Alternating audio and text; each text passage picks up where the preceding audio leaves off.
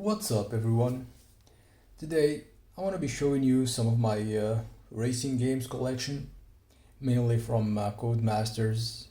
I am currently trying to get all their games, but I'm not there yet. But anyway, first off, we got the legendary Colin McRae Rally games on the PS1. Yeah, legendary games. Uh, Especially the second one, 2.0. I think it's more the second one is more known than the first one. It has the iconic main theme, the techno main theme that still hits to this day.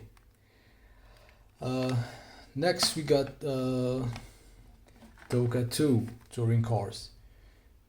It's uh, it's an amazing game too. Uh, I only got the second one, still gotta get the first one.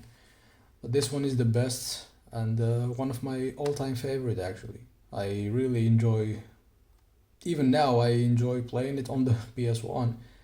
The gameplay is still decent, the physics are still cool, and one thing I really love about this game is that even with the rally games is that for PS1 they had like cockpit view, interior view with the fully rendered interiors in 3D and fully animated hands and on the steering wheel, which is crazy for that time. Actually, it's really impressive. Uh, I think it also had 16 cars on the track, which was really impressive for that time. Uh, a lot of games weren't doing that. Like even the legendary ones like Gran Turismo had like 8 cars, I think, max on track, and Toka had 16, which was amazing. So you had 16 cars, cockpit view on the PS1, really cool. Part of the reason why Codemasters were always my favorites. Uh, they were always like ahead of their time. Now we're gonna go to the next gen games. We got the new Toka games for the OG Xbox.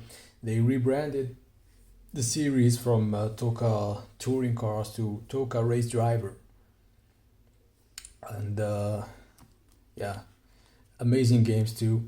These one had the DTM and the official DTM season with all the liveries and the V8 supercars from the Australian Championship.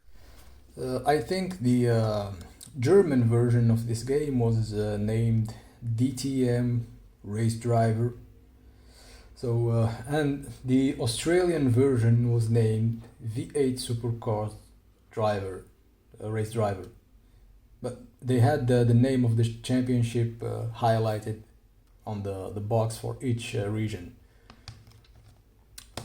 So next we got Toka Race Driver 2, my personal favorite. I really love the career mode and career/story mode because you had like those cool cutscenes between each championship you finish. You had like rivals, the McCain, and it was really cool. Uh, it's sad that we don't get these type of career modes anymore nowadays. Next up, uh, Toka Race Driver 3. I think this one might be the favorite of many people because it's like the most complete of the three. I think it had the most disciplines and the most tracks and cars. And yeah, the handling was good. It had a story mode too, slash career slash story mode, but I still prefer. I had a really good time with the second one, but I love the third one too. Next up, the sequels to Colin McRae Rally. So on the OG Xbox, uh, yeah, also amazing games. They got Colin McRae. I wanted to say Rally. They got Colin McRae rendered in 3D in cutscenes. That was cool. Uh, these games also were kind of ahead of their times with the damage model being kind of advanced for its time. The weather conditions.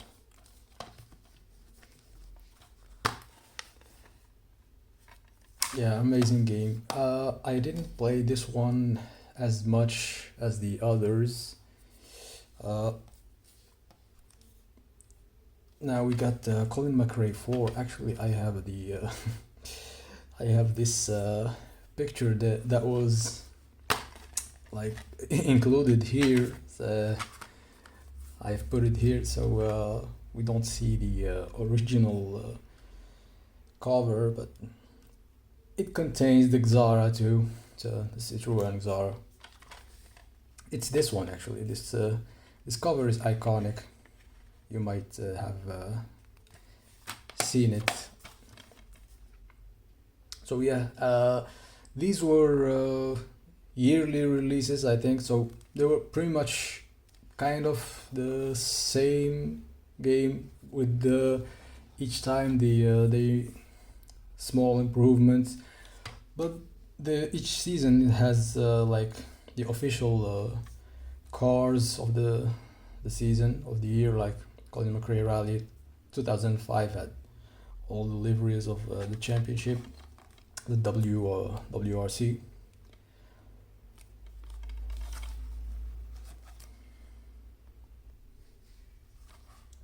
So this one is my favorite because I think, yeah, that's the one I played the most. I had a lot of fun playing it.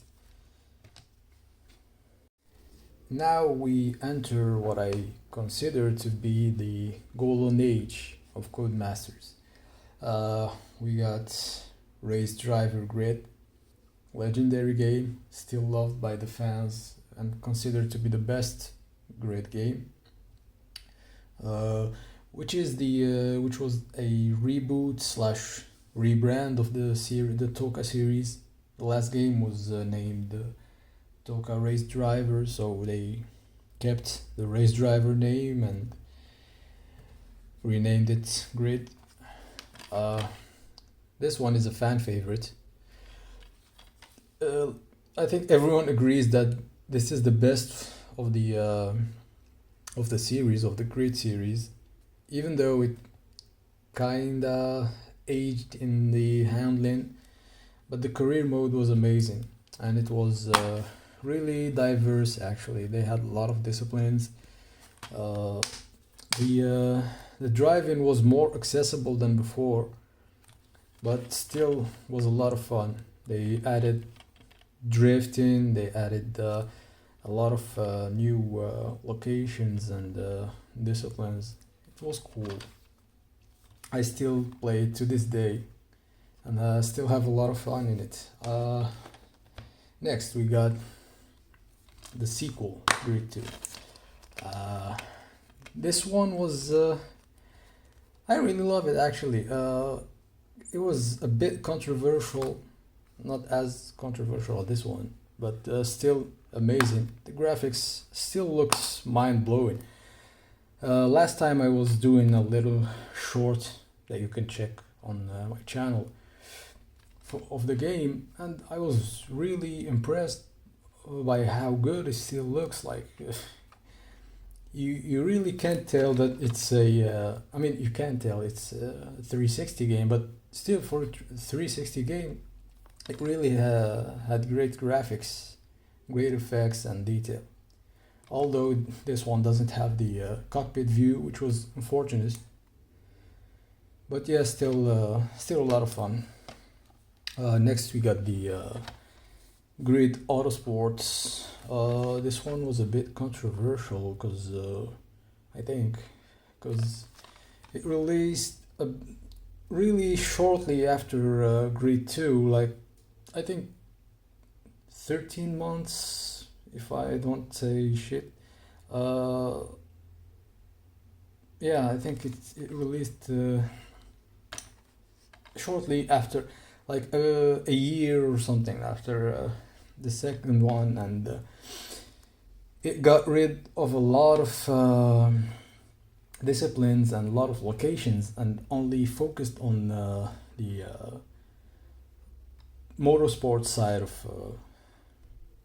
of it. And some people didn't really like it. It kind of removed the fun they had with the first two, but still a good one. Now we got the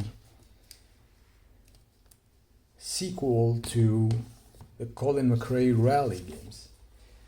This one also they they rebranded this one with the 360 generation, so they kept the Colin McRae name, which was licensed at that time, and replaced Rally with the Dirt. And now with this one, it was still kind of a sequel to Colin McRae Rally. It was like a classic rally game with the rallying and all the other disciplines like land rush, the buggies, etc. It had a classic career mode. It was good. It was the first next gen rally game by Codemasters. Looked amazing, played amazing, and unfortunately, after the first game, Colin McRae passed away. Rest in peace. And with the second one, they went with a different direction actually. Even though when it released, it still had the Colin McRae name, but I think they removed it afterwards. It was, if you search for it now, it's only named Dirt 2. So this one had had a completely different vibe and atmosphere to it. It was more like it had a more Forza Horizon kind of vibe, although you could say that Forza Horizon had a Dirt 2 kind of vibe, because it had a sort of festival with the rock music and punk rock playing on the background, and you had actually it was the first one, the first Dirt game that had the Gymkhana and Ken Block, rest in peace too. Yeah, it was the first game that had the Ken Block in it, and this one was a big jump in graphics. I remember I played the first Dirt before this one, and when I played Dirt 2, I couldn't believe how good the graphics were. Like they really, I think it released 2 or 3 years after the first Dirt, so they were more familiar with the hardware of 360, so they really they really did a great job with the graphics. But it was a lot of fun. It had this one is my favorite actually, because the soundtrack was legendary, iconic, and the handling was a lot of fun. It was with this one that they started to go a bit more arcadey than sim in the direction, and it really worked out well for them. Next we got Dirt 3. Uh, this one had had Gymkhana, it had Cam Block, the legendary, the iconic car. It introduced, I think, it introduced the Gymkhana mode. You had to do the skill, the drifting, donuts to score. It was a lot of fun.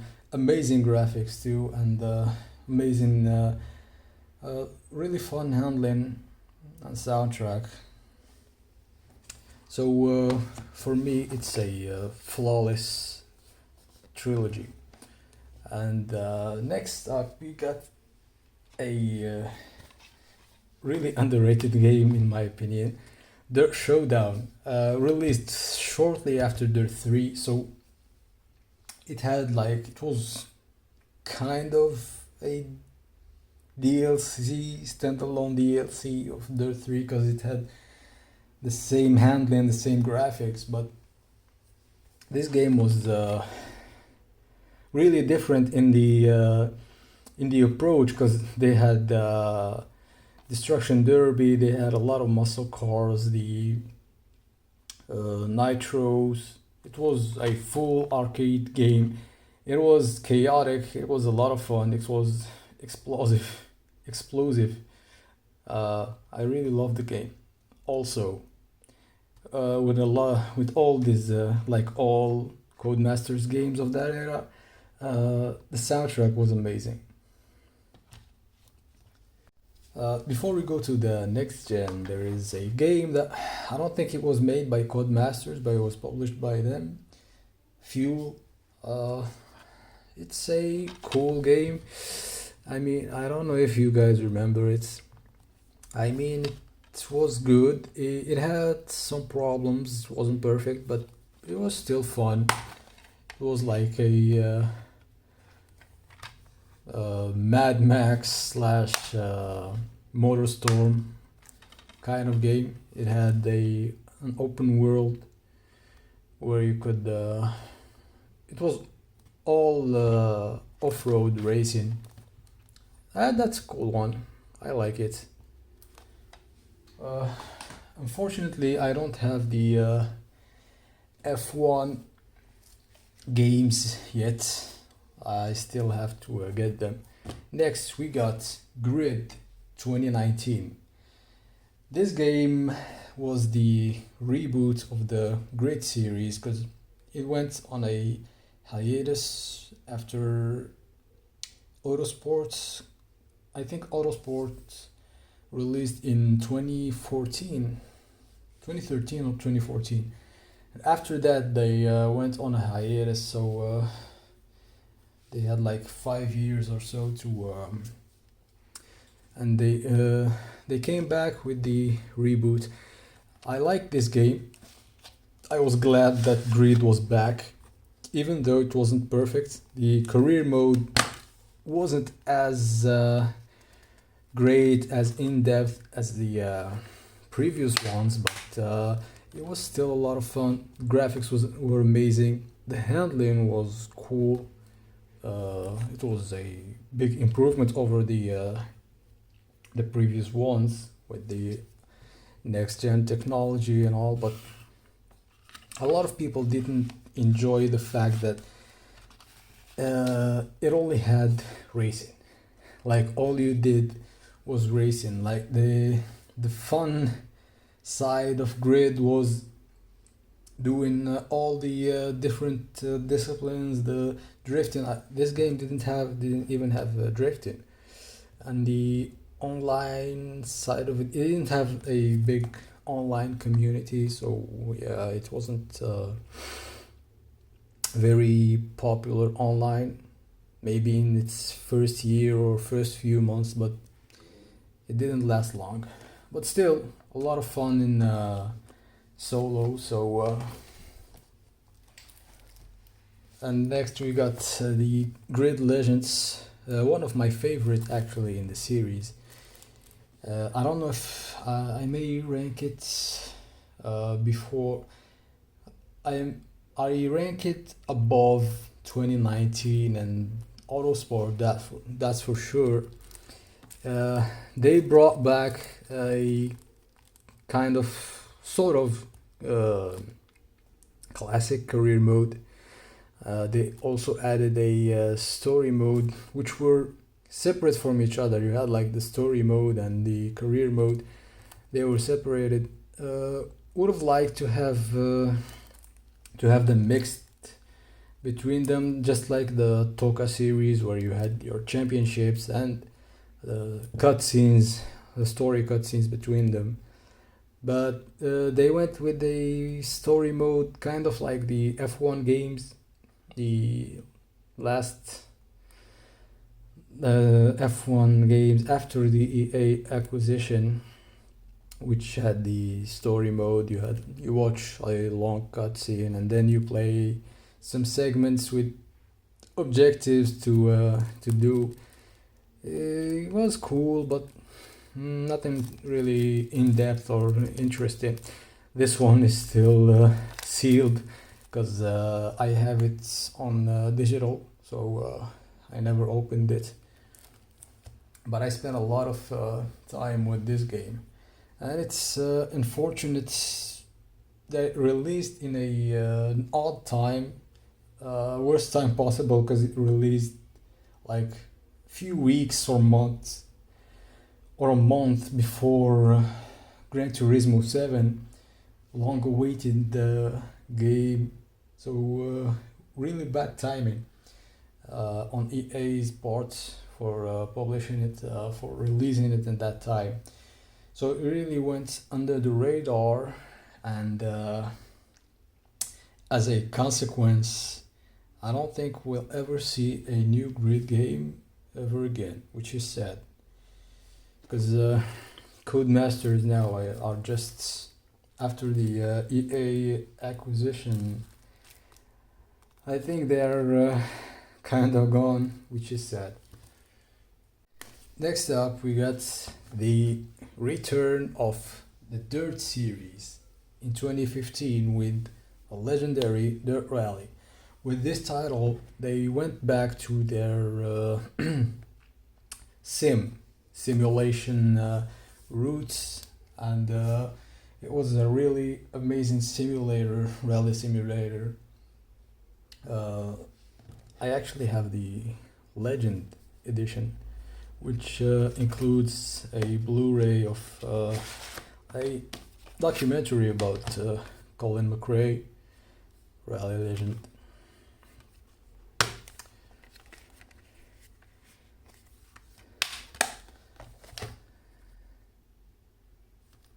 Yeah, so the game didn't have the official WRC season, because there were the WRC games, or they had the championship, the official license. So Dirt Rally had the official Rallycross championship license. So yeah, the Rallycross mode was really cool.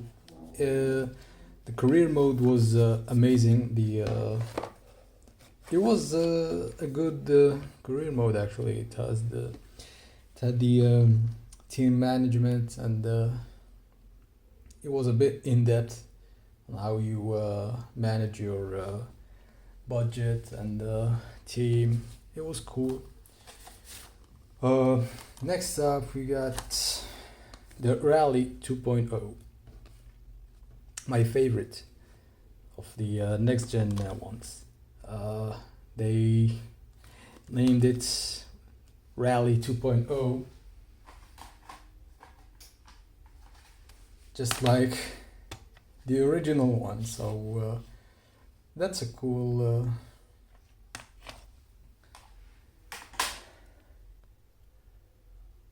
Oh, I actually forgot. Therefore, it released right after the rally. This one is a weird one, kind of, because they wanted to go back to the arcade kind of the arcade side of the series, like Dirt 3. They wanted to have like the Forza Motorsports and the Forza Horizon. So they wanted to go back to more arcadey style, but apart from it being arcadey in the handling and physics, the game didn't really have the vibe and aesthetic, the arcadey vibe and aesthetic that made the 2 and 3 interesting. So not many fans really liked this one. So yeah, this is the chronological order of releases. And last we got the very controversial Dirt 5, the game that put the franchise to sleep for good. I actually really enjoyed this game. It's kind of my guilty pleasure. The handling wasn't amazing. It was very arcadey, but not in a fun way, kind of. But yeah, it had really good looking locations. The graphics were good. The handling was still kind of fun. The physics were kind of a bit slippery, especially in the ice. It was hellish, but still, the variety of the tracks and locations was really good. Something odd with this game is it's that it doesn't have rally. It had off-road racing, it had rally cars, but no rallying, which is really odd for a series known for being a rally series. So yeah, overall that's my collection, my current collection of Codemasters games. That's actually my first time doing a video showing my collection. I still have a lot of other franchises. I may do a video about them someday. Tell me if you like this kind of video, if you enjoyed looking at my modest collection of Codemasters games, and yeah, maybe check out my channel. I have fun little shorts of retro games, so you may like them. You may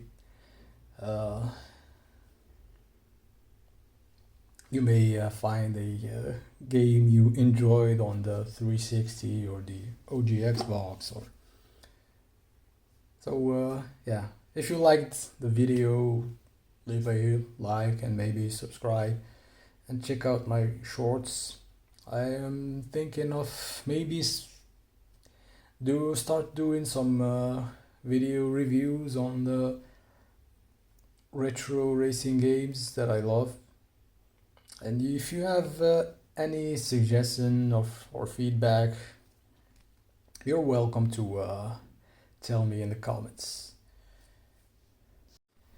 So thanks for taking the time to watch my video. If you made it till the end, thanks a lot. Hope you enjoyed it, and I'll tell you until next time.